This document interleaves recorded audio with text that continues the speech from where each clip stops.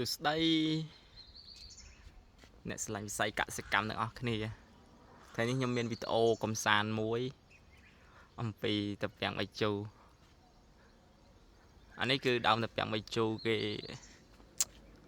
នៅតាមលបងផ្ទះទេបាទដូចគេថាមែនណាដូចគេថាមែនប្រទេសកសិកម្ម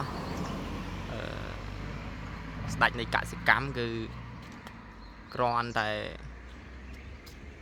នេះគ្រាន់តែដាំនៅលបងផ្ទះសោះក៏មានផ្លែដែរលើចាប់ដើមផ្លែហើយវាទឹមវាកាហើយវាទឹមក្តាប់ទឹមក្តាប់គឺ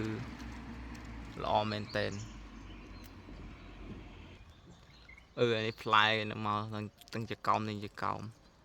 ហើយជាតាពី3អាទិត្យទៀតហ្នឹងធំអាចយើងដើរតាមផ្លូវអាចនេះបានអាចបេះភ្លុកបានហើយវានៅលបងផ្ទះគេហើយមានដើមលបងយ៉ាក់គេធំអានេះផ្លែច្រើនមែនទែនបើនឹងគេថាហ្នឹងស្ដេចនៃកសិកម្មគឺគ្រាន់តែដាំនៅលបងផ្ទះសោះក៏មានផ្លែល្អដែរ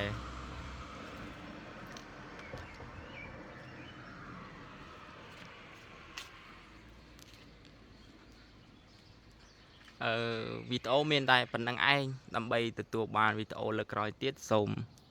ពុកម៉ែបងប្អូនជួយ Subscribe វីដេអូខ្ញុំម្នាក់មួយមក